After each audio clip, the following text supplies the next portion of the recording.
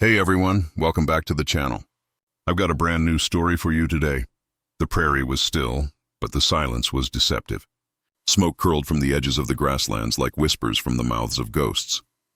Anna Blake stood at the edge of the wagon trail, her fingers trembling around a half-empty canteen, watching the last rays of sun bleed across the sky. She was 19, the daughter of a preacher, raised on hymns and hard work. But there were no hymns out here. Only the cries of vultures and the groan of wooden wheels over dry earth. They had come west like so many others, seeking land, freedom, a future. But what they found was desolation. The raiders came just before dusk. No one saw them until it was too late. Faces painted, eyes wild, their cries shattering the peace like thunder. Anna had never heard such screams. Real screams torn from throats raw with terror. Her father shouted, but the sound ended in a wet gasp as he collapsed beside the fire. Her mother's Bible fell from her hands, pages fluttering into the dirt like dying birds. Anna ran. She didn't know how far. The sun vanished. The land blurred. When she finally collapsed near a creek bed, she couldn't even cry. Her breath came in shallow gasps, lungs burning, dress torn, her shoes gone. Night fell, the coyotes called, but she didn't move. She was sure she would die there until the hoofbeats came. At first, she thought it was the raiders returning. She curled against a rock, clutching a broken stick like it could save her. But the rider didn't yell or strike. He dismounted slowly, his movements deliberate, a shadow in the moonlight, tall and silent. His long hair was tied back, a feather in the braid. His eyes met hers, dark, unreadable, but not cruel. He didn't speak. He didn't need to. He reached down and handed her a water skin. She took it with shaking hands, drinking so fast it spilled down her chin. Then without a word he turned and walked back to his horse, motioning for her to follow. Anna didn't know who he was. She didn't know if she should trust him. But she stood because there was nothing left to go back to, and because something in his silence felt like safety. The morning light broke like a promise. But Anna didn't believe in promises anymore. She followed the stranger without question, not because she trusted him, but because she had no choice. His horse moved at a steady pace, and she struggled to keep up, her legs bruised and blistered from the night before. The man didn't speak, only glanced back now and then to make sure she hadn't collapsed. The sun rose higher, casting long shadows across the open land. It was beautiful in a way that frightened her, endless, wild, and indifferent. By midday, they stopped near a thicket of trees. He dismounted, knelt by a stream, and motioned for her to drink. She obeyed, kneeling beside him, her reflection warped by the ripples. For a long moment, they sat in silence. Then he finally spoke. "You are alone," she nodded. "My family, they're gone." He said nothing. Only the sound of water and wind filled the space between them. He stood and began unpacking something from his saddle. Dried meat, a blanket, a small pouch of herbs. He offered her some food, and she took it with hesitant hands. The meat was tough but real. It grounded her in something tangible, something living. As night approached, he built a fire with practiced ease. She watched him from across the flames, wondering who he was. "I'm Anna," she said. He looked up.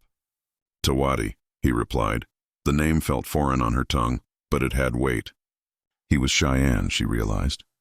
Her father had warned of men like him, but Tawati did not match the tales. He was quiet, composed, not cruel. He did not touch her, did not threaten her.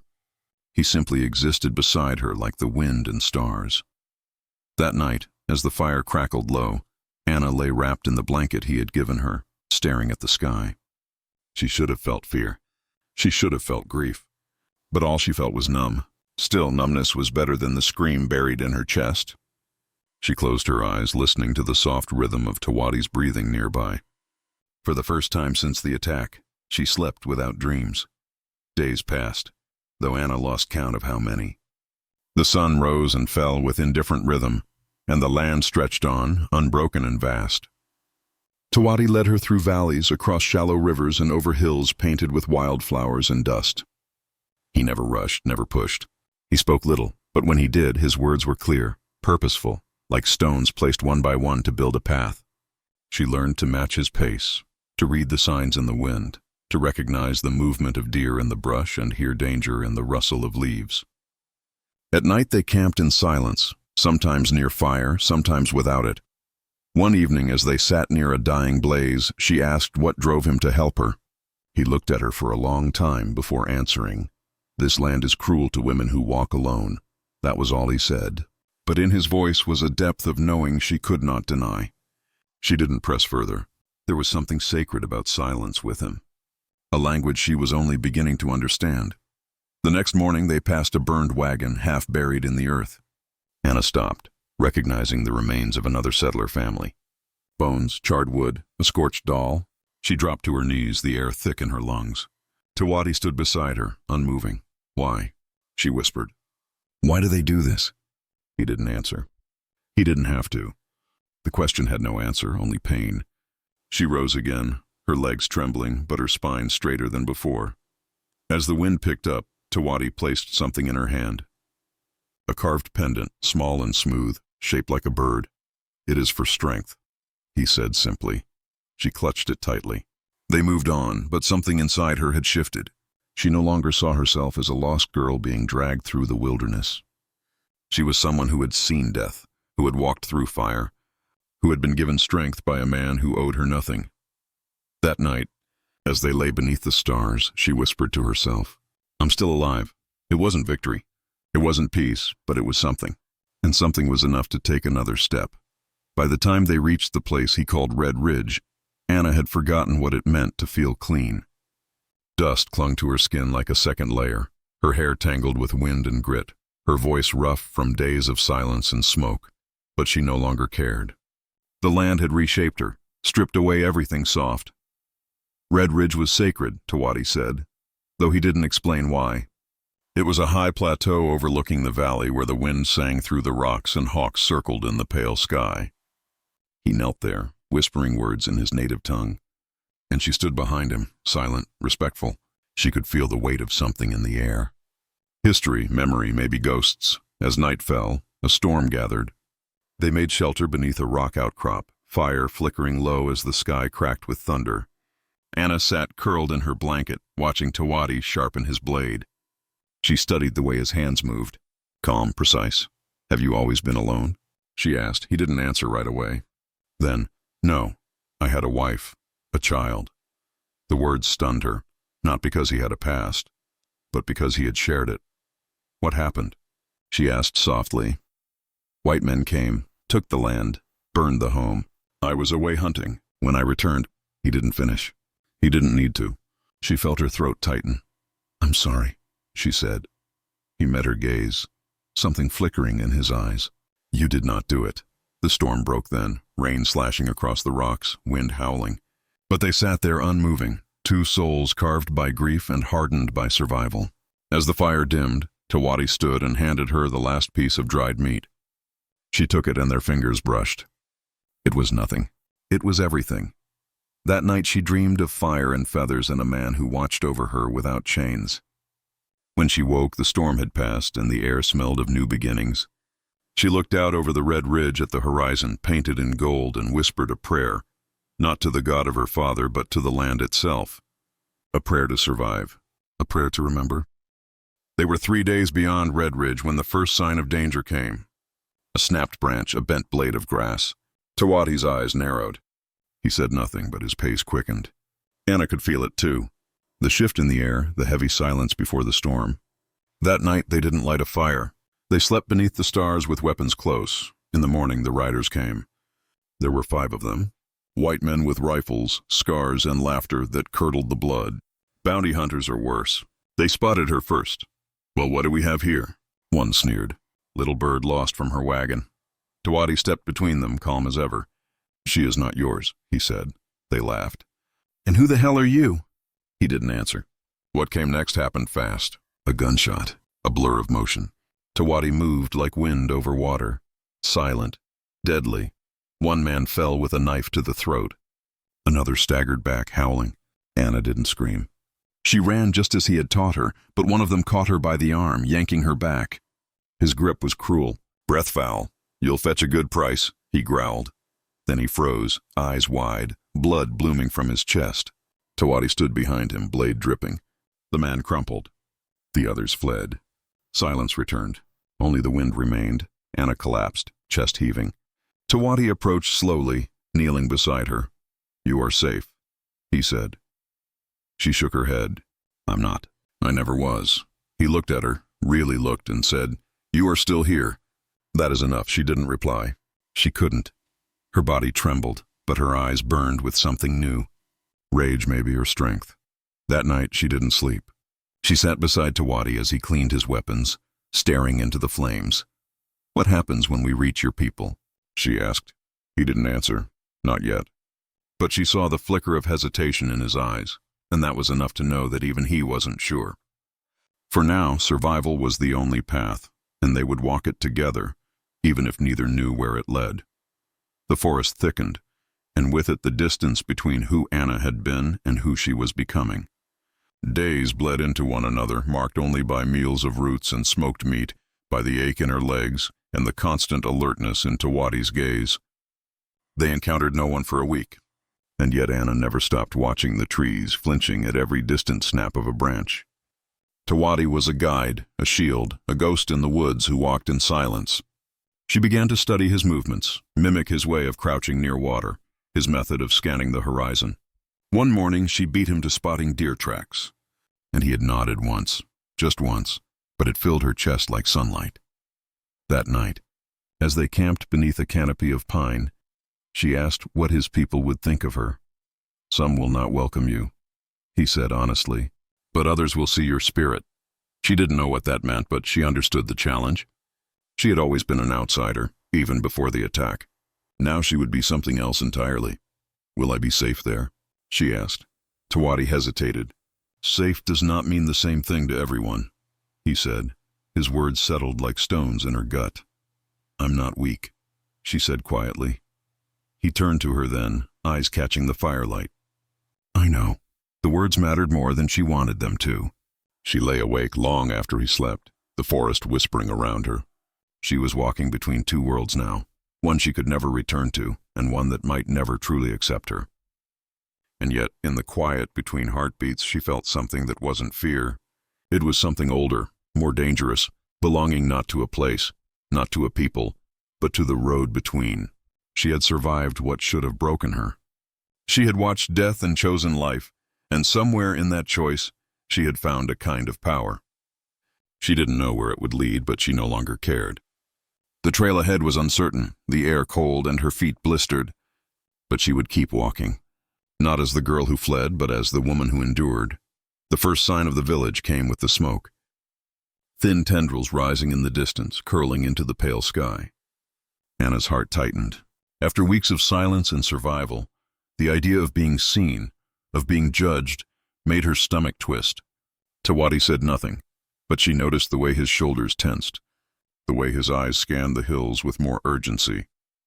When they reached the outskirts of the Cheyenne encampment, children ran ahead, shouting. Women paused in their work. Men stood, bows in hand, eyes narrowing at the sight of a white girl beside one of their own. Anna felt the weight of every stare. 100 unspoken questions clung to the air. Tawati spoke to an elder, a man with braided white hair and a robe marked with symbols Anna couldn't read. They talked in low voices, voices that carried authority. No one welcomed her. No one heard her. But she was a disruption, an echo of the past that had brought so much grief. Tawati motioned for her to sit by a fire near his tent. She obeyed, feeling more exposed than she had on the open plains. A woman brought food, corn mash, smoked rabbit, and set it down without a word. Anna whispered, "Thanks." The woman didn't reply. That night, Tawati returned and sat beside her. "They will not trust you," he said. "Not quickly," she nodded. "I don't blame them." He looked into the fire. Many women were taken in war. Some returned, some did not. None forgot. The fire crackled between them. "I'm not here to take anything," she said. "Only to live." He looked at her then, his eyes softening for the first time. "You've already taken their fear," he said. She didn't know if that was a gift or a burden. The village remained quiet, watchful, but the fire was warm, the food real, and for the first time since her family died, she had a place to sit that didn't feel borrowed. She curled beneath her blanket, eyes on the stars above. They looked different here, closer, older, more aware. She didn't know if tomorrow would bring kindness or rejection. But for tonight, she wasn't running. and that was enough. 3 days passed. Anna remained in the village like a stone in a river, unmoving while the current of life flowed around her. The children no longer stared. The women spoke in whispers. The men watched, but less harshly. Still no one spoke to her. Only Tawati came and went, bringing her news in small fragments. He hunted. He met with elders. He watched her from a distance. One morning, a group of young warriors returned with a prisoner, a white man with blood on his hands and a sneer on his lips. Anna froze when she saw him. She knew him, one of the raiders, one of the men who had laughed as her father died. She stepped back, bile rising in her throat. The village gathered. An elder spoke. The man shouted in English, curses and lies. Then he saw Anna. "You!" he roared. "You're with them now." Her hands trembled. She didn't respond. She didn't have to. Tawati stood beside her. "Do not listen to ghosts," he said, but the words clung to her like ash. That night she didn't sleep. Memories clawed at her. The screams, the smoke, the cold steel of fear. She walked alone to the edge of the village, staring into the trees. "You do not belong there," a voice said behind her. She turned to find a woman, older, sharp-eyed. "And yet you are here." Anna said nothing. "You think survival is enough?" The woman continued. "It is not. You must choose to live." Anna didn't understand, but the words followed her back to the tent. She found Tawati sharpening arrows. "Why did you help me?" she asked. He didn't look up. "Because I saw my daughter in your eyes." The truth struck her like a stone. She didn't cry. She sat beside him and watched the fire grow. The past was not gone, but it no longer defined her. Not entirely. That night she slept without fear. Not because danger was gone, but because she had begun to grow roots in the soil of something new. Not forgiveness, not peace, but purpose. Dawn came red and heavy. The sky bruised with warning. Anna awoke to shouting outside Tawati's tent. Men rushed past, armed, tense. She emerged into chaos. Smoke rose from the east. A scout breathlessly reported riders. White men heavily armed heading towards the village. Fear gripped her, not just for herself, but for the people who had not yet accepted her and still fed her. Tawati stood in the center of the village, calm as ever, speaking to the elders, giving orders. Warriors gathered, bows strung, spears readied. "You must leave," he told her. "Go with the children. Follow the creek north," but she didn't move. "No," she said. "I'm not running again." His eyes narrowed. "This is not your fight." "Then why did they follow me here?" she asked. "They want to finish what they started." For a moment, he said nothing. Then he handed her a short blade. "Stay behind me." The battle came fast and brutal. The attackers rode in like lightning, rifles blazing, but the Cheyenne stood their ground. Arrows flew, spears struck. Anna stayed close, heart pounding, blade shaking in her hand. Then she saw one of the raiders, a man from her past, rushing a group of children with a raised pistol. Without thinking, she lunged. The blade found flesh. The man screamed. She fell back, shaking, blood on her hands again. But the children were safe. She turned and saw Tawati watching her. Not with surprise, but with something like pride. The fight raged for what felt like hours. Then silence fell like ash. The attackers fled, leaving behind their wounded. The village stood damaged, mourning, but not defeated. Anna sat in the dirt, blood on her face, tears in her eyes. She had not run. She had defended. When Tawati approached, she rose to meet him. "You chose to stay," he said. "You chose to fight." She nodded. "It was my home they burned. But this is the place I defended." He placed a hand on her shoulder. "Then it is your home now." And the weight of those words settled into her bones like truth. She had come west to survive. She had found something else entirely, something worth protecting. Weeks passed.